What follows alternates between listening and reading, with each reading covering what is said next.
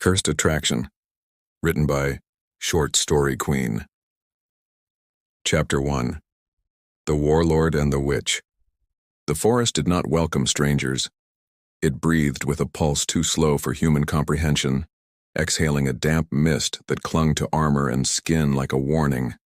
The air reeked faintly of iron and rot, and deeper still, beneath the scent of loam and decay, something sweeter, like blood warmed over fire. Kyle Varen barely noticed. He rode through the thicket as though the trees might part out of respect for his reputation alone. They didn't. Thorns clawed at his furs, roots coiled to trip his horse, and the further he pressed, the quieter the world became, as if the weeping woods had swallowed sound whole. Still, he pushed on. Sleep had abandoned him months ago, and with it sensation. Food no longer satisfied. Water felt like dust in his throat. Women's touch might as well have been cloth and wind. Pain, once his companion in the forge of battle, no longer bit. The last time he bled, it ran cold.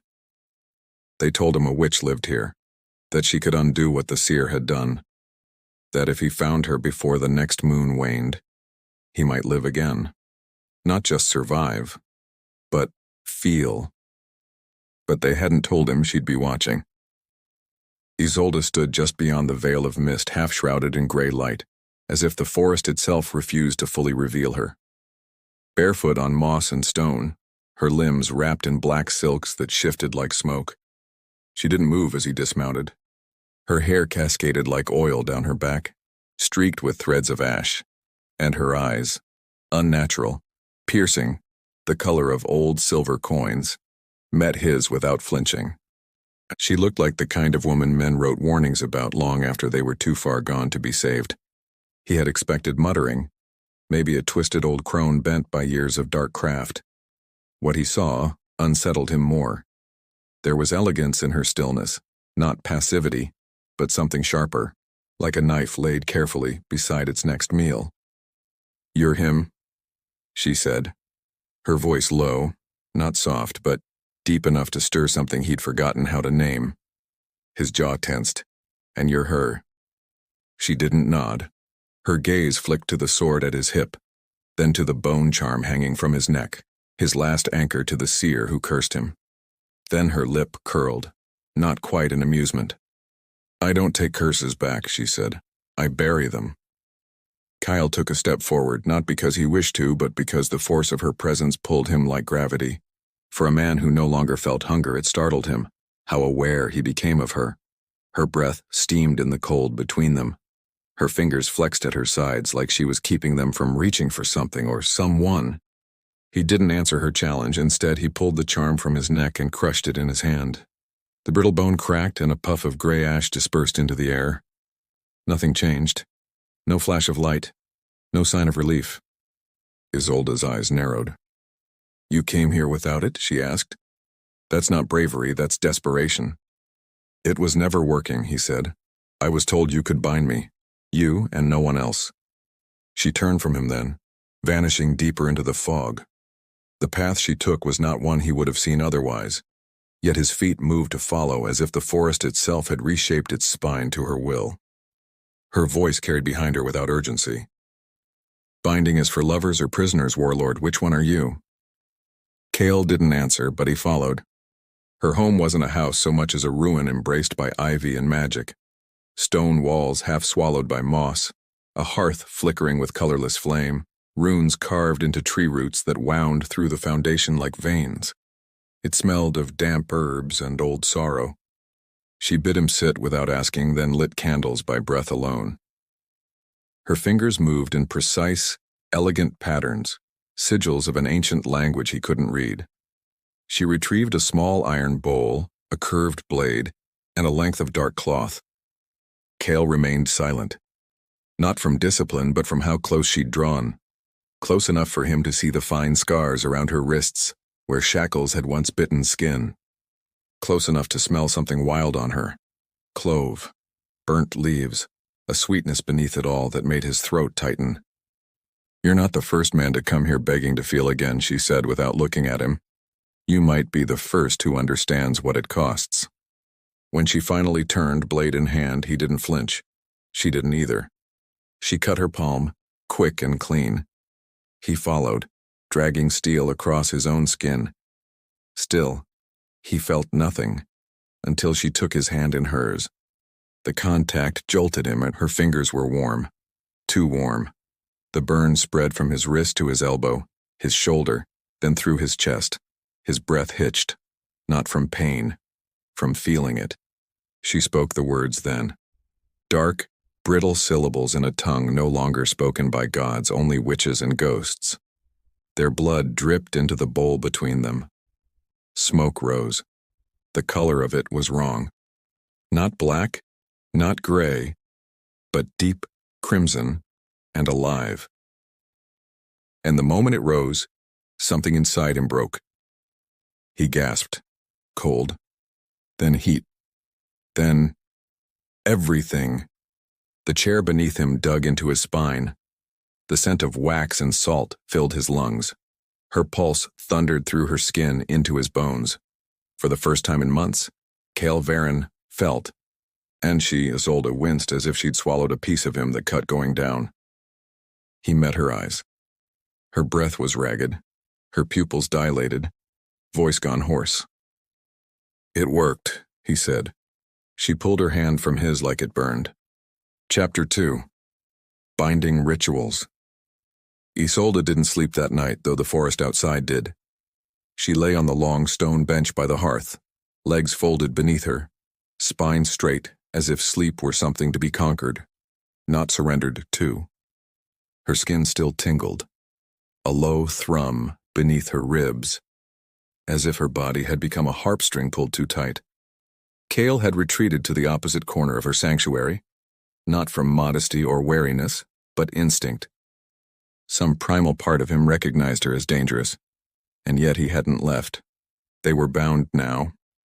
Not metaphorically, not in the way lovers claimed, but in the old, cruel way, the kind that knotted soul to soul, breath to breath. Their magic had interlocked like vines around the same root. Every time she exhaled, she felt the echo of his lungs. Every time his pulse surged, it fluttered just beneath her skin like a second heartbeat. It was too strong, and she should have known.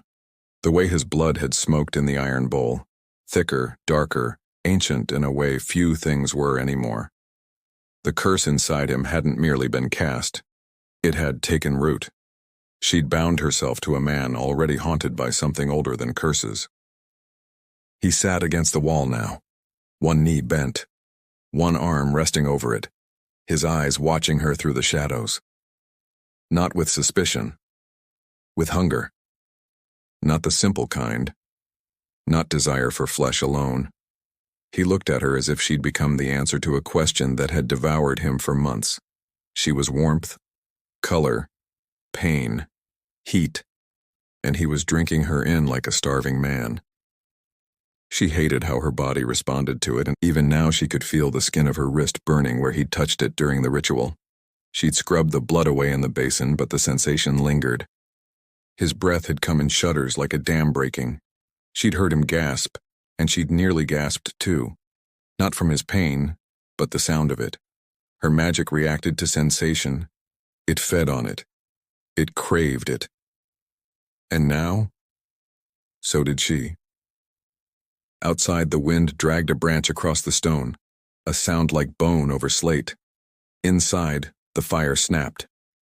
I should have refused you, she murmured. His voice was rough, thick with smoke and silence. Why didn't you? She didn't answer. Not because she didn't have one, but because the truth would slice too close to something raw. She hadn't said yes out of pity or coin or threat. She had said yes because the moment she'd seen him, something deep inside her, a place long sealed, had shifted. Something in her had leaned forward. He stood slowly, the motion fluid despite his heavy frame. The firelight played over his features. High cheekbones, a cruel mouth softened by exhaustion, hair damp from the steam she'd summoned to cleanse the ritual space. He crossed the room without speaking until he was near enough that the heat of his body challenged the hearth. "You're warmer now," she said, though the words came out quieter than intended. She looked up at him, her posture still straight, hands folded in her lap. The only sign of unease was the tightness in her jaw. "I can feel again," he replied. His voice was a little deeper now, less hollow. "Everything." She wanted to tell him that wasn't good news, that feeling wasn't salvation, that it brought chaos, longing, vulnerability, but the words dried in her throat when he knelt beside her. Not close enough to touch, but close enough that if she shifted her hand slightly to the left, her fingers would brush his. "Does it hurt?" he asked, and this time the question wasn't for him. She hesitated. "It's like being caught in your own web," she said. "I can't move without tugging something in you. I can't think without tasting your thoughts on the edges of mine." "And you hate it?" "No." Her eyes lifted to meet his, silver to gold, storm to flame. "I fear what I might do with it." He didn't smile, but his hand moved, slowly, deliberately, reaching out until the tips of his fingers hovered just above hers. He didn't touch her. The nearness alone felt like pressure, like gravity. Her breath hitched before she could stop it. His voice was quieter now, as if he knew the walls might be listening. "I dreamed last night for the first time in months," Isolde swallowed. "What did you dream?" "You." She should have pulled away, should have recoiled from the look in his eyes, but she didn't. Her skin betrayed her, leaning toward him like a moth drawn to the memory of fire. And still, he didn't touch her. The waiting was worse than contact. Isolde could feel his restraint, the tension in his arm, the way his jaw shifted slightly, as if clenching against something sharp. He wasn't just curious. He was fighting an urge, something she knew too well, because she was fighting it too. She rose then, gracefully, stepping past him. His hand fell away, empty. "You'll sleep in the west room," she said, voice carefully even. "The bond won't let us stray far from each other without pain. But I can hold the distance tonight. Tomorrow, we begin testing how long we can stay apart." Cale stood but didn't speak.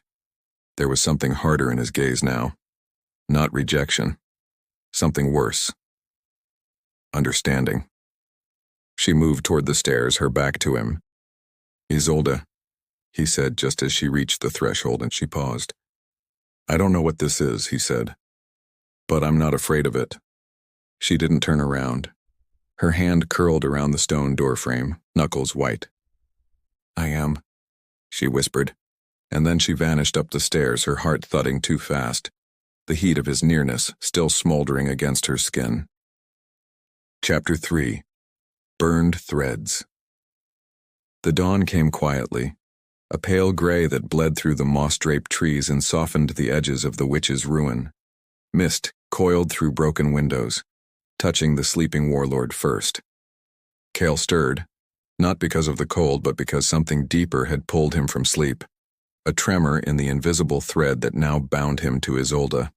It wasn't pain, it was awareness, a heartbeat that wasn't his, a flicker of movement that tugged against his ribs like a whisper asking to be followed.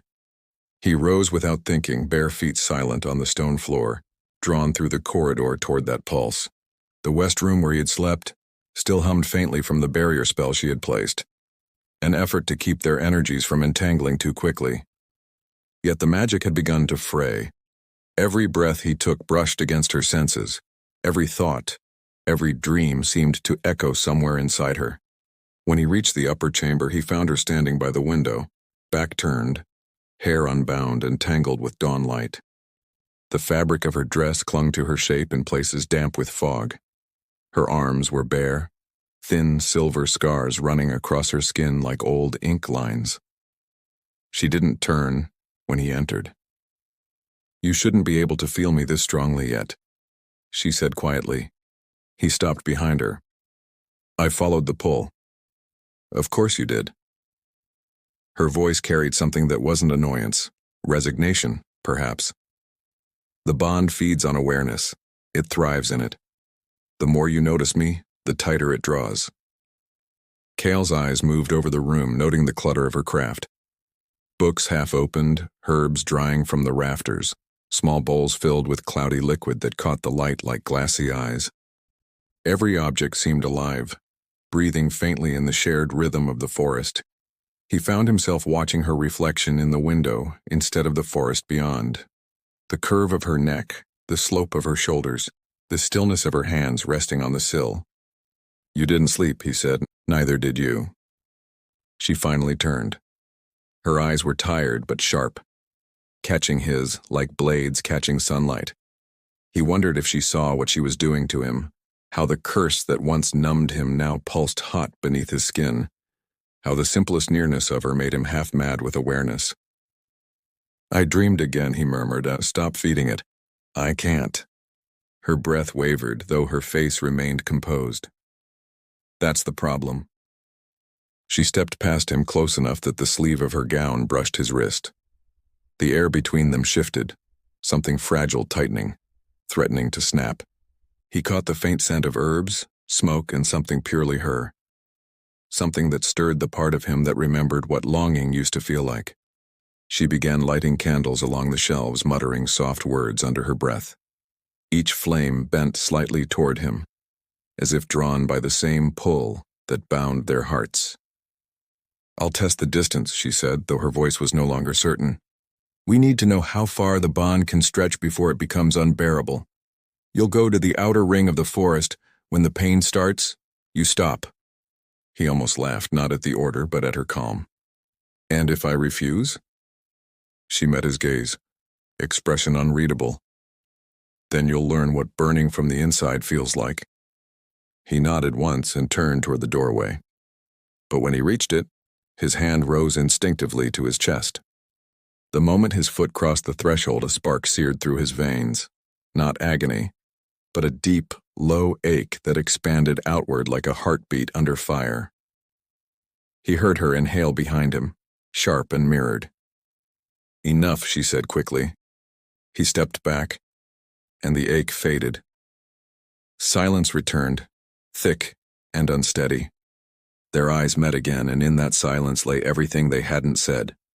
Curiosity, fear, hunger.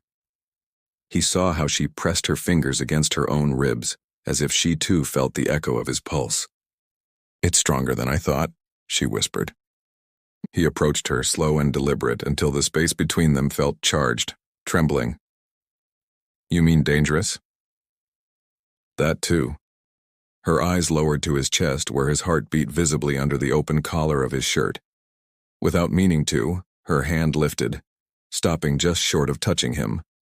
The bond vibrated between them, thin as silk, hot as breath. He didn't move. He only watched as she traced the air above his skin, her palm hovering an inch from his sternum. I can feel your heat, she said, voice barely audible. You're the one who gave it back to me. She looked up sharply then, as if realizing how close they'd drifted, and stepped back so fast that the nearest candle flickered out. The moment the distance widened, his chest constricted and she gasped. The air between them crackled like lightning caught in a jar. It punishes separation, he said through a slow exhale. Like jealousy.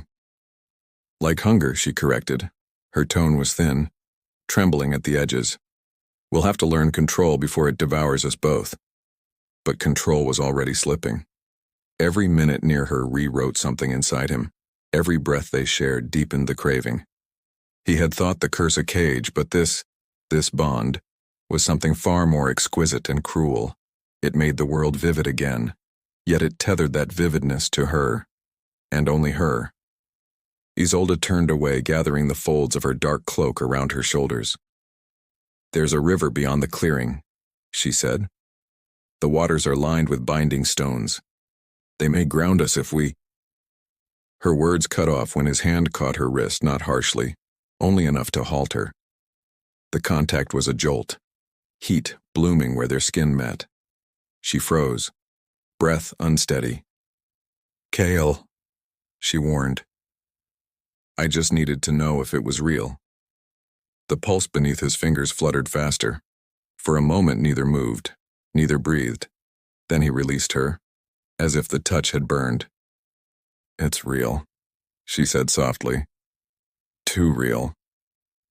The air between them hung heavy, filled with the scent of smoke and rain and something alive that neither wanted to name. She walked past him toward the open door, the hem of her cloak brushing his leg. He followed without a word, their steps falling in unison. Outside, the mist had thickened, muffling every sound except the rhythm of their breathing. Each heartbeat felt borrowed, shared. And though neither reached for the other, the bond did it for them, invisible and relentless, threading through the air like fire beneath ash, an unspoken promise that distance, no matter how small, would never be enough. Chapter 4. A fire without smoke. The forest had never felt so small. The further Kale and Isolde walked, the more the trees seemed to close in behind them, forming a living corridor that refused to allow escape. Overhead, pale morning light filtered through the branches in fractured beams, tracing gold across her hair and the slope of her shoulders. It should have been beautiful, this silence, this hush of birdsong and damp moss, of earth soaked from last night's rain. But everything within it thrummed with tension, not from threat, from restraint. They hadn't spoken in over an hour, and yet every breath between them felt shared, each step a mirror. The air pulsed with invisible pressure, a soft humming that grew stronger the longer they stayed near each other. Isolde kept to the path ahead, never looking back, but he saw the stiffness in her spine, the way her fingers twitched now and then, as if battling the urge to reach for something she didn't want to admit was missing. Kyle stayed a pace behind, not because he was unsure of the way, but because her presence was easier to endure in motion. When they stopped, the bond pressed harder, as if it preferred stillness, as if the very air between them wanted to shrink, to erase the space they'd fought to keep. The river was near. He heard it before they saw it, a low, steady whisper winding through the undergrowth. The path widened, spilling them out into a clearing choked with wildflowers and broken stones. The water gleamed silver and restless, threading through a bed of dark rock. Smooth gray binding stones jutted from the bank, worn by centuries of weather and ritual. Magic pooled in the space between them, subtle and ancient. Isolde slowed, then stopped entirely, her arms folding across her chest. The wind tugged strands of hair across her face, and she didn't bother brushing them away. "This place is old," she murmured, as if speaking louder would disturb something sacred. "The stones are meant to suppress magic. If we sit between them, it may dull the bond long enough for us to breathe." Kale said nothing. He watched her kneel beside the largest stone, pressing her palm to its surface. The magic was faint, dormant, but old enough to matter. Her shoulders loosened slightly as the energy sank into her skin, cool and distant. She looked back at him, only briefly, then gestured for him to do the same. He joined her in the circle, lowering himself to the ground with measured calm. The moment he entered the perimeter, a subtle shift passed through him, like plunging into water, the pressure dull and cold. The bond didn't vanish, but it pulled back just enough to let thought form again without ache. Still, he felt her, even across the small distance, like a heat in the center of his chest, low and steady. "Better?" she asked. "It's quieter. Then we stay until it fades." But it didn't fade, not truly. Minutes passed, perhaps more. The sun shifted higher, the shadows deepened, and still neither moved. She sat with her back to him, legs folded beneath her, hands resting lightly on her knees. Her cloak had fallen open slightly, revealing a long scar along her back, delicate and curved, the kind left by something deliberate, not accidental. He wondered who had given it to her. He wondered if they still lived. Kale didn't mean to speak. The words came unbidden, low and rough. "It hurts when I don't look at you." She didn't turn, but her spine straightened, slow and precise. You think I don't feel it too, she said. Every time you step away, it claws through my ribs. Every time your breath shifts, it pulls me forward. The bond is a living thing, and it's hungry. He rose to his feet before she could finish. Not fast, but not slowly either. The stillness had become unbearable. The press of restraint, the thin edge of closeness without touch, had turned sharp. He circled the stone standing just behind her, his shadow spilling over her skin. She tilted her head slightly, just enough to acknowledge his nearness. Her voice softened. The river wasn't far enough, was it? Kyle didn't answer. He stepped closer. The stone beneath her hands vibrated with suppressed energy, but she didn't flinch when his shadow touched her skin. Her breath caught, not loud, but audible in the stillness. He reached down, not touching her yet, fingers hovering near her shoulder. The heat between them flared again. Not fire, but a slow, consuming burn that licked across the distance. You feel like lightning before it hits, he murmured. She finally looked up, and when their eyes met, it wasn't defiance she wore, or calculation. It was fear, not of him, but of what he made her feel. I don't know what's mine anymore, she said. Every thought, every want. How can I trust any of it when it begins with you? His hand lowered, brushing the side of her neck. The contact was gentle, but it shattered something. Her body jolted, breath catching in her throat. She turned fully then, rising to face him, eyes wild with something sharp and unspoken. He didn't kiss her. Not yet. But the distance had collapsed, and the bond surged with sudden blinding force. His hands lifted to her arms, holding her without restraint, and her body folded into his like it belonged there. Not soft, not fragile. There was tension in her muscles, a fight she hadn't let go of yet. But her forehead pressed to his collarbone, her breath brushing his throat. They stood like that, still barely touching but entirely undone by it. I should stop, she whispered. You won't. And she didn't. Her fingers slid over his chest, slow and hesitant, like she needed to know what he felt like when not seen through the haze of magic. He closed his eyes, not because he wanted to, but because the sensation was too much. Her touch grounded him and unmade him at the same time. And she, who had denied warmth for so long, now leaned into it like she'd finally surrendered to the storm she had called down herself. But the forest was not finished with them. The moment cracked, snapped, not from within but from the edge of the clearing.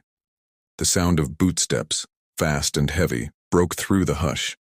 Isolde's body stiffened in his arms. Kyle turned in an instant, hand to his blade. Voices, male, close, general. The clearing filled with movement, a rush of armed figures emerging from the trees. Kyle's soldiers, his second in command among them, face pale and furious. You vanished for 2 nights, the man growled. We followed the curse's trail and... His voice cut off when he saw her. The woman in Kale's arms. Her dress tangled in leaves, skin flushed, silver eyes gleaming with heat and fury. Isolde pulled away slowly, the bond between them still thrumming with need unmet. Kyle didn't look back at her. His eyes were on the men now and the threat in them. They don't touch you, he said quietly, to her and to himself. Isolde's expression didn't soften. You bound yourself to a witch, Warlord. Now you'll see what that means. And then she vanished into the trees, the bond stretching thin but still there, burning like a fuse, yet unlit. Chapter 5. Hunger like a curse. The soldiers were gone by dusk, their confusion packed into tents at the edge of the weeping woods, muttering half-suspicions about spells and women who vanished into mist. None had dared follow her, not after the look in Kale's eyes, not after they saw the scorch marks on the stones, still smoldering long after Isolde had disappeared. Kyle hadn't slept. Not because sleep wouldn't come, it might have now that feeling had returned, but because every time he closed his eyes, he saw the way her breath caught just before she touched him. He heard the rustle of her skirts in the undergrowth, the breathless pause between her heartbeats when she let herself rest against him, and worse, he felt her. even now. The bond had deepened in her absence, not weakened. It tugged like a thread wound tight beneath his ribs, drawing bloodless longing into his limbs. The ache wasn't just emotional, it was physical. His body hummed with a pull toward her, a weight that only grew heavier with the hours. By midnight, he could no longer ignore it. He left his sword behind. He didn't need steel. Whatever waited for him deeper in the forest, it wasn't death. It was her. The path twisted, obscured by roots and ash-colored vines. The trees breathed slower here. Time lost meaning beneath their canopy. But his steps were sure, pulled forward by instinct more than memory. And then, he saw it. Light flickering through the fog like a lure. Her ruin. Her sanctuary. She was there, standing before the hearth. Shadows dancing across her skin. Isolde didn't turn as he entered. Her posture was unchanged from when he'd first seen her. Spine straight, arms crossed, face half in shadow. But he knew she'd felt him long before the door creaked open. The bond made sure of that. "You didn't tell them the truth," she said, voice quiet but clear. "About what we did. About what we are. They wouldn't understand." Her gaze slid to him then, slow and sharp. "Do you?" He crossed the room, every step deliberate. The air grew warmer as he neared her, not from the fire, but from the friction between their bodies. The closeness that the bond demanded, craved, fed on. "Tell me what this is," he said. Isolde's expression didn't falter, but her hands curled slightly at her sides. She looked up at him with that same unreadable stillness, the kind that came before something broke. "It's hunger," she said. "Yours. Mine. The bond magnifies what we resist. It makes want unbearable." He could feel it in every word she spoke. How her voice shook, not from fear, but from tension. She hadn't just felt the bond growing, she'd been fighting it. She'd tried to sever it with space, silence, even disappearance. But still she stood here, rooted to the stone floor, unable to leave. Kyle reached out not for her hand, but for the loose fabric at her shoulder, brushing it aside. His fingers didn't press skin, just the edge of her gown. Yet the breath hitched in her throat like he'd cut into her. Her eyes fluttered closed. "The ritual," she whispered, "was never meant for this kind of magic. It's unraveling." He leaned closer, not touching her, only letting his breath find her neck. "Then let it." And she did. She turned to him fully then, and for the first time, there was no guardedness in her posture, no deliberate stillness, no carefully measured distance. Her hands rose and found the edges of his coat, fisting them as if anchoring herself. He saw it in her eyes before her lips parted, the fear of losing control, the way her power trembled under her skin, coiled and electric. She kissed him like a spell breaking, not soft, not cautious. A surge of sensation that flooded between them as if the bond had been waiting for this exact moment. Her mouth tasted like iron and rain, and something wilder, older. He didn't hold her gently. He couldn't. Their bodies crashed together, not with violence, but with desperation, two magnets pulled across a chasm they'd tried too long to bridge. Magic flared through the room, rattling the windows in their frames. The runes on the walls glowed faintly, reacting to the raw, unchecked power their closeness released. Her fingers slid into his hair, dragging him closer, deeper. And he responded in kind, tracing the curve of her back, memorizing every fragile line, every tremble. He lifted her just enough to settle her against the cold stone wall. She let him, legs wrapping around his hips as if this had always been inevitable. Her breath caught in his ear and he cursed under his breath, not from pain, but from the need. Then came the heat, not from the fire, not even from their bodies, from the bond itself, seeping through their skin like molten light. Her power spilled out, brushing against his soul, and for a heartbeat, he saw her, truly saw her, alone in the woods, year after year, eyes wary, hands trembling from the spells she cast to keep herself safe. He felt her loneliness, her fear of touch, her longing for it, and she felt his. The blade pressed too long against his back, the blood that ran cold for months, the empty ache of silence that no battlefield could silence. She pulled back first, barely, just enough to breathe. Her lips were swollen, flushed, her skin damp with heat, but her eyes had gone glassy with something else, something dangerous. "This can't keep happening," she said. He pressed his forehead to hers, not speaking, not moving. "It won't save you," she added, voice nearly lost. Kyle's hands found her waist, but softer this time. The grip eased. His thumb traced the edge of her ribs. "I'm not looking to be saved," he whispered. "Just felt." She didn't push him away, but she did slide down, feet finding the floor again. The space between them widened only by a breath, but it felt like a chasm. The magic still swirled around them, reluctant to retreat. Outside, the forest pulsed faintly as if it too had been watching, waiting, wanting. Isolde turned, walking back toward the hearth. The kiss still hovered between them, thick and unfinished. Cale remained by the wall, eyes tracing the shape of her as if burned into memory. The bond tugged again, but this time neither of them answered it, not yet. Chapter 6. Secrets in the Blood. The storm rolled in without warning.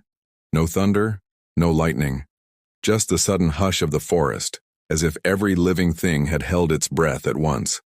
The trees bent beneath a wind that smelled of copper and wet soil. The clouds were heavy and low, dragging the last of the light into a gray that pressed down like a curse. Isolde stood in the clearing, sleeves rolled to the elbows, her bare arms streaked with ash and dried sigils. The air around her was thick with magic, old, wild, and coiled tight. She was drawing from the ground now, not the sky. Her fingers hovered just above the stone altar in the center, a relic of the forest's forgotten gods. She hadn't used it in years, not since the last time she'd tried to sever something she shouldn't have touched. She didn't look up when Cale stepped into the clearing, but she felt him. Of course she did. The bond never allowed otherwise. The air around them stirred differently when they were close. Denser. Charged. And now, it pulsed with something else. A warning. "You're pulling too much," he said, voice low. "I have to," she murmured. "The bond is changing again. We don't have time to pretend it's manageable anymore." She stepped back from the altar, wiping her palms on her skirts. The stones beneath her feet had gone warm. The forest's roots were listening, watching. And Cale. He was too close again, standing in the arc of her shadow, eyes locked on her like she was something he didn't dare touch but couldn't stop reaching for. "I felt you burning last night," she said without turning. "Even in sleep. My skin, it ached with it." He took a breath, deep and sharp. "I dreamed of your memories again." She stiffened. "Which one?" "The boy with the broken teeth. The one who tried to drown you when you wouldn't give him your name." Her jaw clenched. That memory was buried far beneath everything else. The fact that it had slipped free meant the bond was digging deeper. It wasn't just sharing touch, sensation, hunger. It was bleeding through time now, reaching into pasts meant to be locked away. "I didn't want you to see that," she said. "I didn't want to feel you die," he replied, and the words weren't gentle. They cut between them, raw and sharp. She turned finally, slowly, as if she had to prepare herself first. The look in her eyes wasn't anger. It was something darker, resignation wrapped in grief. "There's something in your blood," she said, "something older than the curse." He frowned. "What do you mean?" Isolde stepped forward only a few paces, but it felt like the space between them dissolved. She reached out, hesitated, then placed her hand flat over his chest, above the place where his heart now beat too hard. "The Thorn King," she whispered. "He wasn't the first to mark you." Cale didn't move. Her palm was searing through his shirt, but he didn't move. "There's a thread of divinity in you," she said. "Buried deep, forgotten, like rusted metal beneath skin.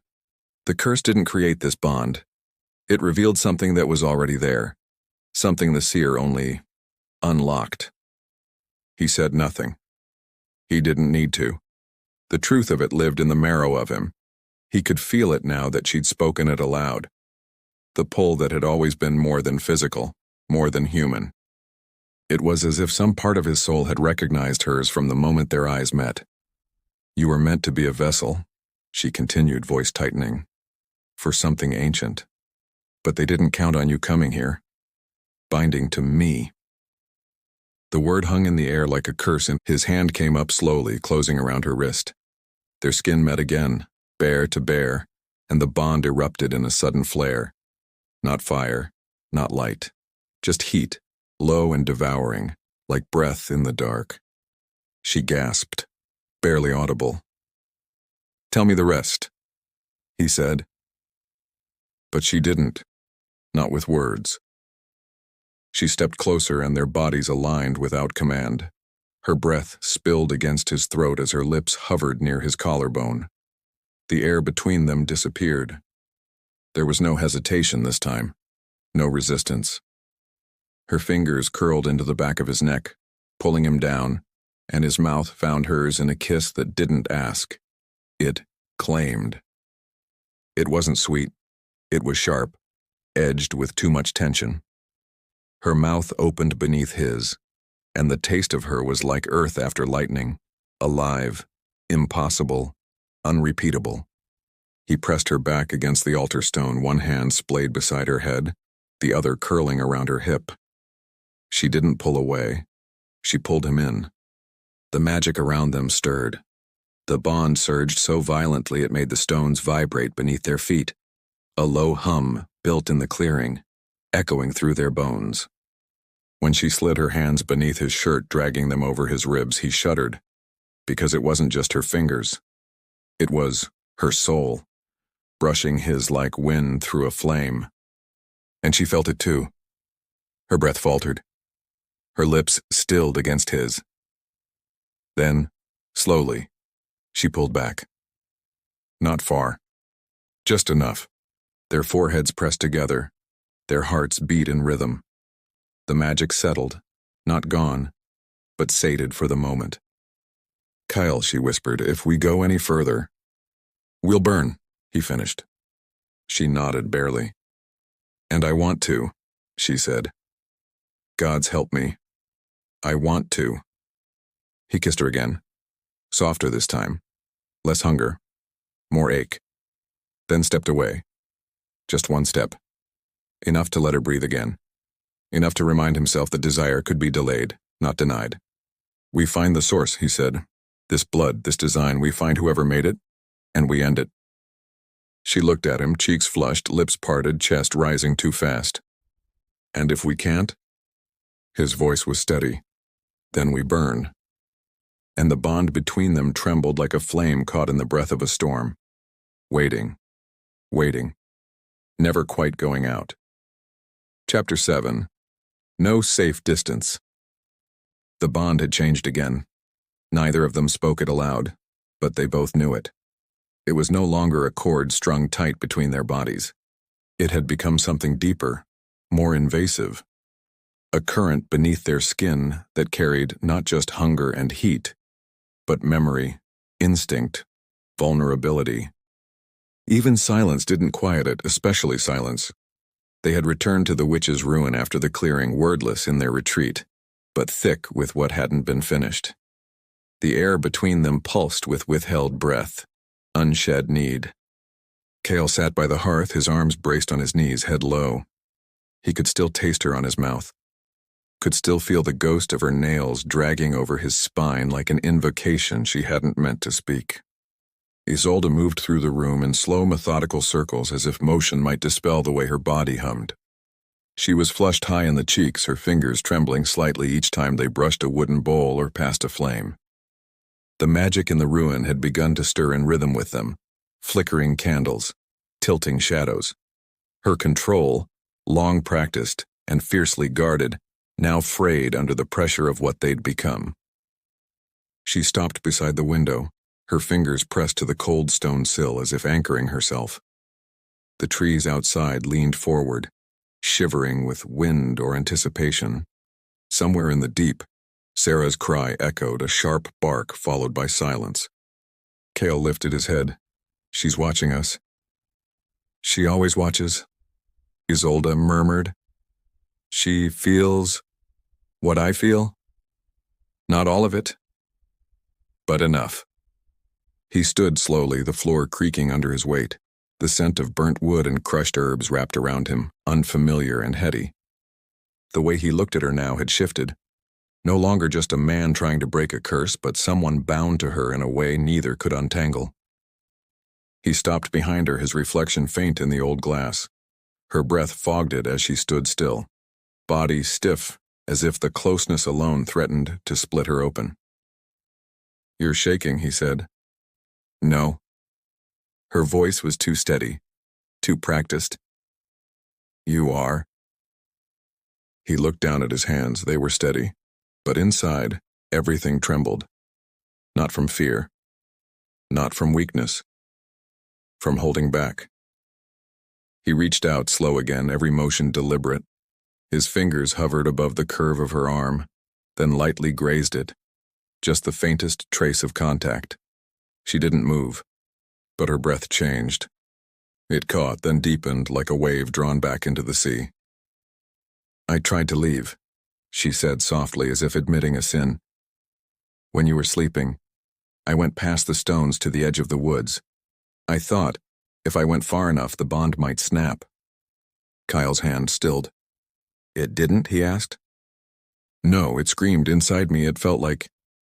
She broke off. Like something was tearing, something rooted in my spine. I couldn't move forward. I couldn't breathe until I turned back. He let his hand fall, resting it fully against her back now, over the base of her neck. Her skin was warm. Too warm.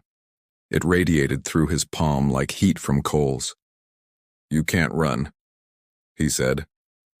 She turned then slowly, and their bodies aligned again like magnets, remembering how to fit. Her face was close. Too close. Her lips parted. Her eyes gleamed with something raw. "And you can't stop," she said. Their mouths met with no warning, and the kiss wasn't careful. It came sharp, the way lightning strikes trees already half dead from drought. Her fingers slid up into his hair, desperate, tangled. He caught her waist, lifting her against him, pressing her back to the stone wall with more force than intention. The heat between them shattered into something feral. No words, no thoughts, just motion, breath, contact. Clothes became obstacles.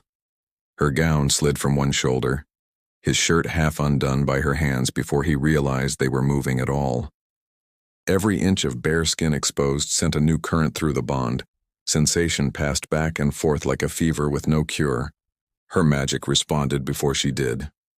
The room darkened, candles flaring, then dying as if unable to contain the heat. The walls themselves groaned faintly, the runes etched in old stone glowing soft gold, then red. Cale pressed his mouth to her neck, tracing the line of her throat with slow purpose. She arched into him, not gentle, but with a kind of silent urgency that said, "Now or never." But they didn't fall into each other. Not fully. Not yet. Something in them both held back the smallest edge of control, a final thread of tension stretched too tight to survive another pull. Her hands slid over his chest, nails grazing old scars. His breath hitched. Her head fell back, and for a moment they simply held, chests heaving, lips inches apart, the burn between them threatening to consume. Cale pressed his forehead to hers. "We won't survive this," he whispered. Her hands cupped his face, fingers trembling. "No," she agreed, "but we'll never feel alive like this again." They stayed there, locked in the moment, the bond alive and growling between their skins. It wanted more, demanded more. But both knew. Too much too soon would break something that couldn't be remade. So they stepped back, only a breath. She pulled her gown up her shoulder. He closed the buttons at his throat with shaking hands. The air remained thick with magic and heat, and something nearly spoken. Isolde's voice broke the silence first, hoarse, and distant. "There's a name," she said.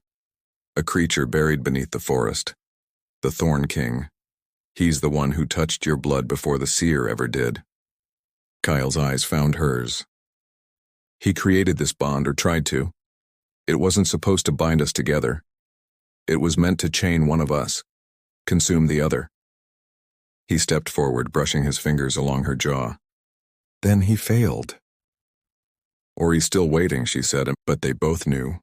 Whatever the Thorn King's plan had been, it hadn't accounted for this. For the hunger turned devotion. For the chaos turned comfort. For the way they now needed each other just to breathe. The night outside thickened. The wind stilled.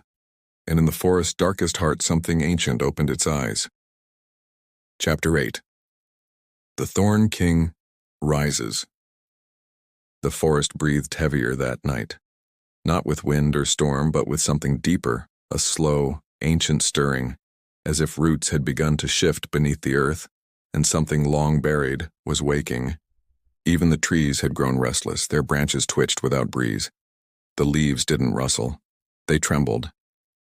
Inside the ruin, Kale and Isolde moved like shadows, circling flame, drawn closer by a force they could no longer name, unable to sever the bond that dragged them into each other with every breath. They had tried. In silence, in distance, in denial. But whatever had begun in blood had now taken root in bone, and no spell could silence it. The air between them was no longer still. It pulsed. Isolde stood near the hearth, one hand outstretched toward the fire that refused to hold shape. It flickered in unnatural patterns, flaring and bending toward the walls, as if pulled by something unseen. She was whispering under her breath. Old words. Old magic. But the flame wouldn't listen. Her lips tightened. Sweat beaded at her brow, not from heat, but strain. Kale watched her from across the room, jaw tense, chest rising too fast. The energy coming off her was no longer just hers. It carried him now. His rage, his hunger, his want. Everything they'd tried to bury in careful distance was rising. And she was unraveling with it. "You're not channeling it," he said, voice low. "You're trying to contain it."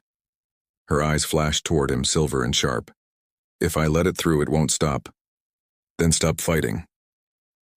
The words echoed through the ruin, too calm, too dangerous. She turned fully, her silhouette framed in wild firelight. Her eyes were unreadable, mouth parted, skin glowing with that faint inner burn she could no longer suppress. "You think this is about power?" she said. "The Thorn King doesn't just want to consume. He remembers. He created this bond as a prison. You were meant to be the lock. I was the key."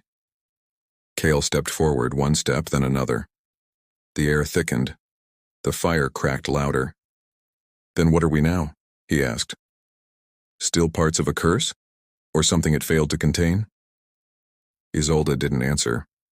Her body tensed as the fire behind her snapped sideways with a howl of windless force, scattering ash across the room. The runes carved into the walls began to glow. Red, then violet, then the same sickly gold she'd seen in her dreams. And Kale felt it, not just through the bond, in his blood.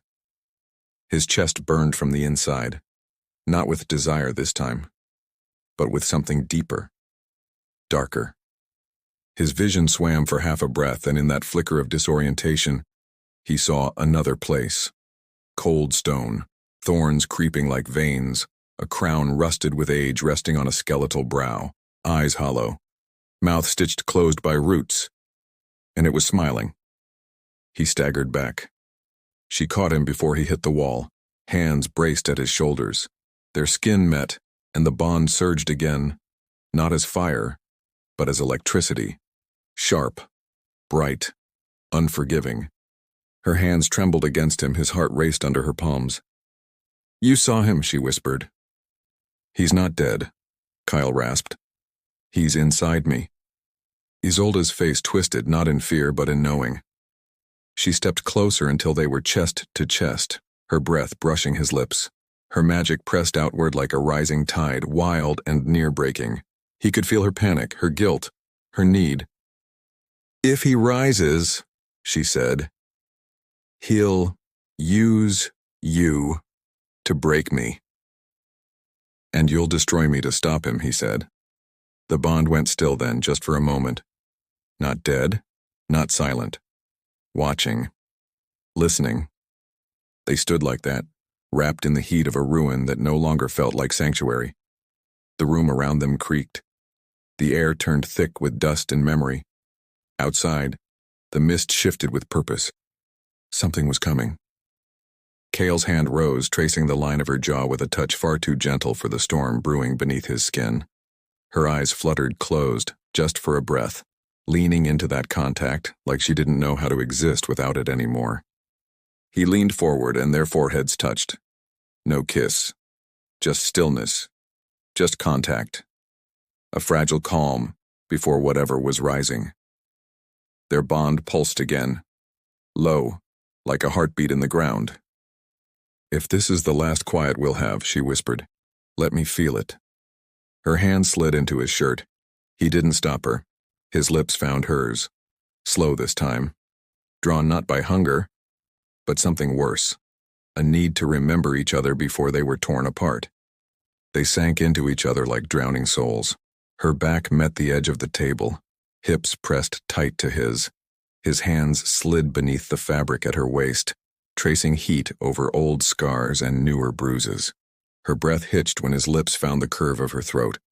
The bond snapped like a whip, arcing through them, stealing reason and caution. Clothes slipped aside. Touch became memory. The fire flared. No longer flames, but light. The ruin filled with heat, and the sound of breath shared too long in silence. And then the ground trembled. Just once. A low, distant rumble like something vast had turned over in its grave. Isolde pulled back first, breath shaking, pupils wide. Kale's arms tightened around her. "He's waking!"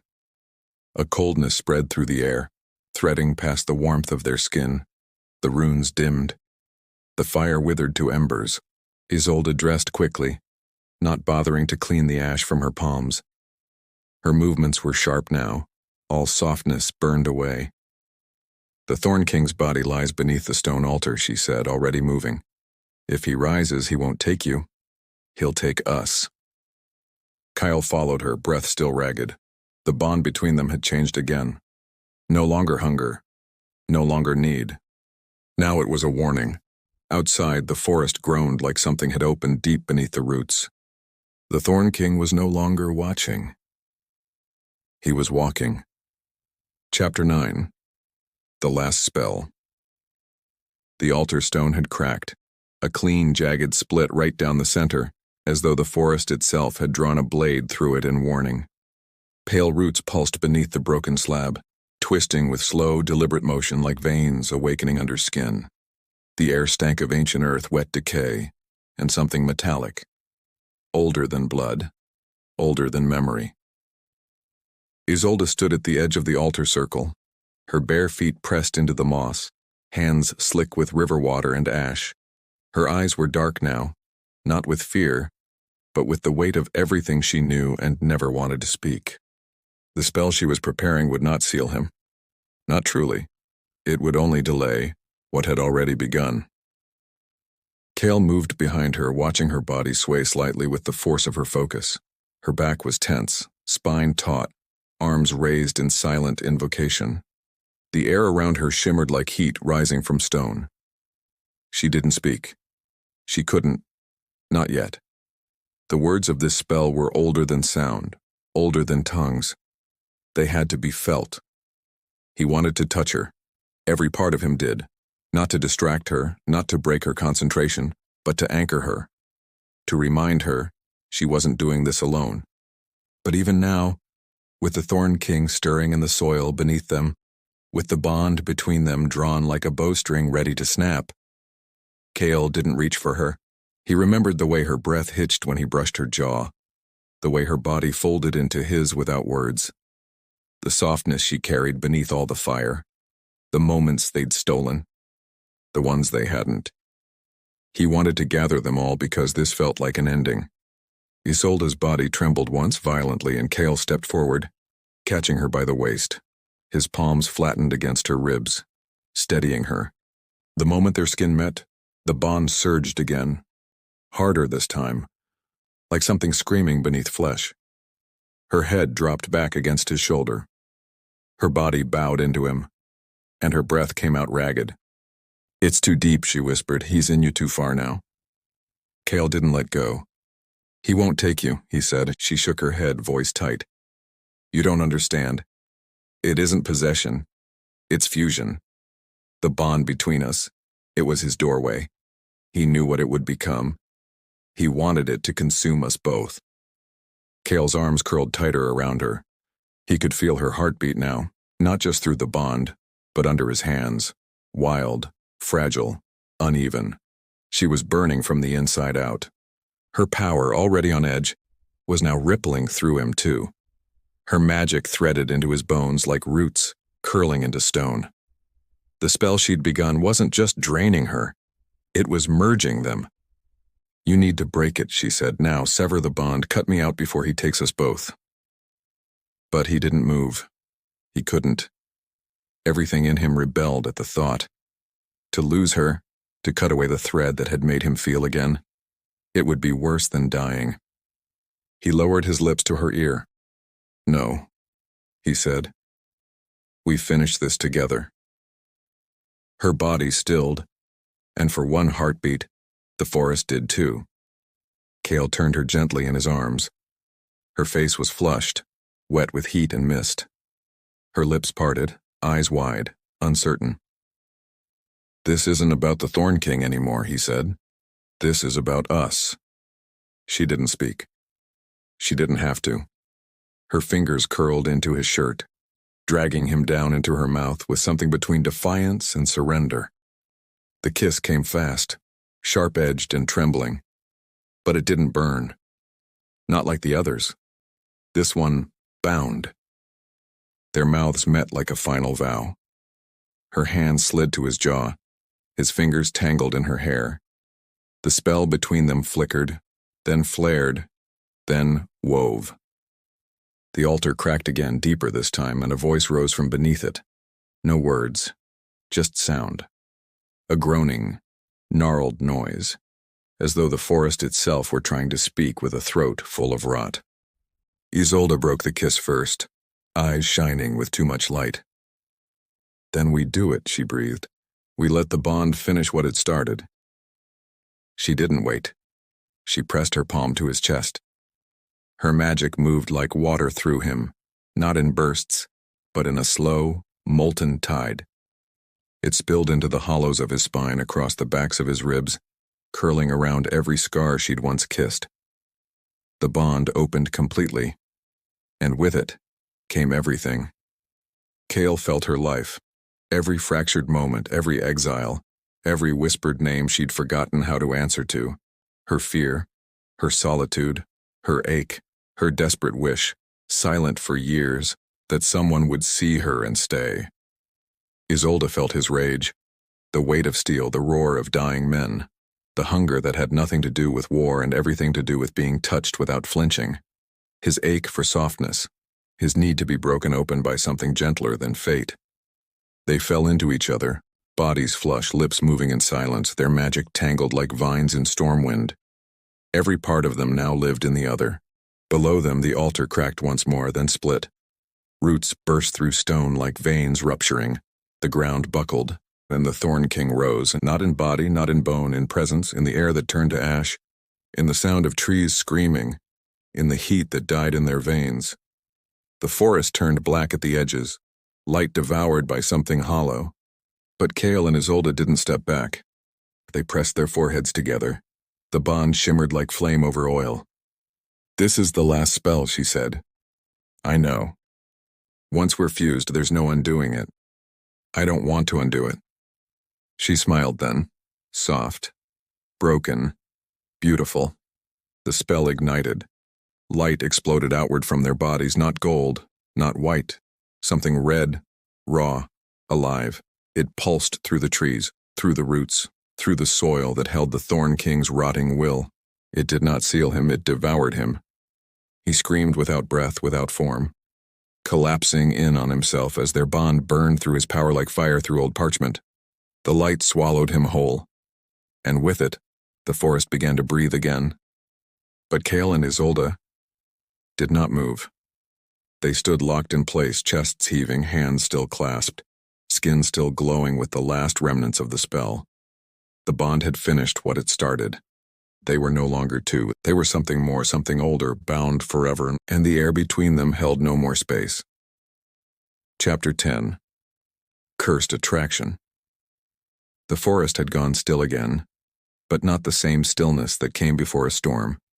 This one was deeper, woven into the soil, into the bark of every tree, into the moss that draped the stone walls of Isolde's ruin, like velvet.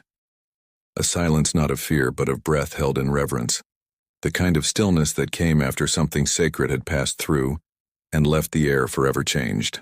They stood where the altar had been, or what remained of it, a hollow ring of stone, broken open at the center where roots had curled outward in surrender.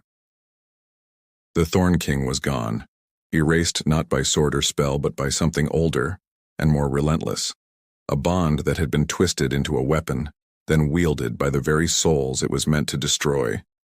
Kyle hadn't spoken in some time, not because he had nothing to say, but because the weight of her presence beside him made words unnecessary.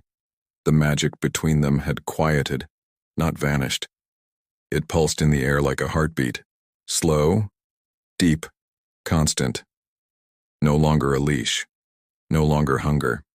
It had become something softer, still sharp, still consuming, but cradled now inside something gentler. Isolde moved first. She stepped forward into the ruins of the altar, barefoot on the broken stone, her hair clinging to her back in loose, damp waves. The spell had scorched parts of her skin, faint gold marks that glowed and faded with each breath. Kyle watched her fingers brush the roots that still twitched beneath the stone, not fearfully, curiously, as if asking whether the forest remembered her. It did. She turned to him then, and her eyes, those strange silvery eyes, no longer held the tightness they once did. They were still sharp, but no longer wary. The walls had dropped. The distance, long fought and fiercely guarded, was gone. He felt it in the way her shoulders eased when she looked at him, not because she was relieved, because she had nothing left to fight. Kale stepped toward her without needing to be asked. The bond between them no longer pulled, it welcomed. When he stopped in front of her, the space between them wasn't heavy.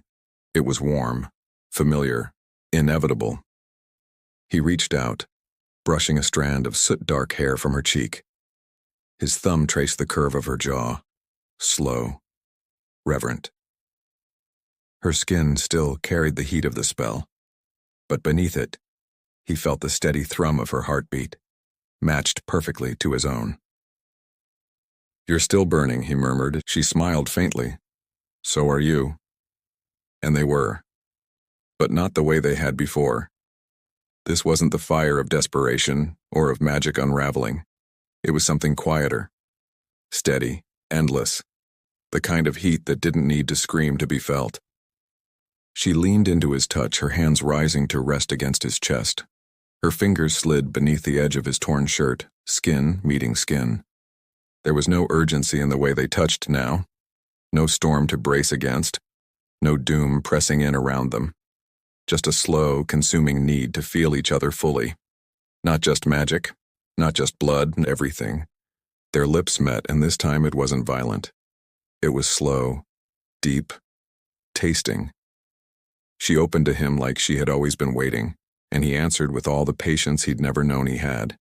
Her body fit against his perfectly, every inch of her memorized in seconds.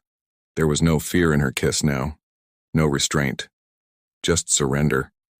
Kale's hand slid over her back, down the curve of her waist, pulling her closer, until nothing remained between them. Her gown shifted beneath his touch, slipping away like smoke. She didn't stop him. She didn't shy or tremble. Her body pressed into his with the same certainty as breath. They sank to the earth together, surrounded by broken stone and flickering roots. The forest remained hushed, as though even nature itself had no right to interrupt. His hands roamed her skin like a prayer, learning every line, every scar, every place where her breath hitched and her back arched. Her magic licked against his in soft pulses, no longer wild, but intimate, like whispers in a dark room.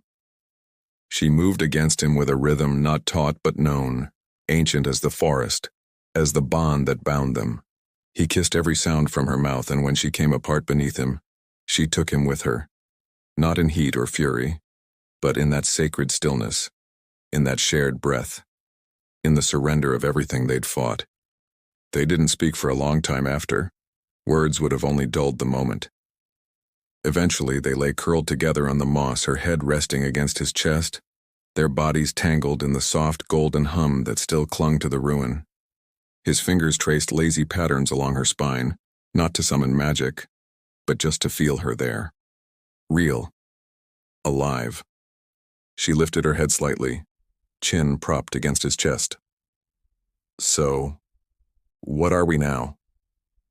He didn't answer right away. His hand slid to her cheek, thumb brushing the curve of her lip.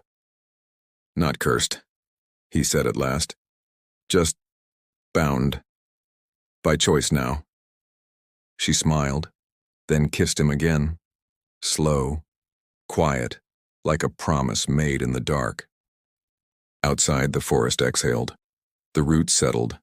The last of the Thorn King's shadow disappeared beneath the soil, and in the heart of the ruin, where curses were once carved in blood, two bodies lay entwined, no longer torn by magic or fate.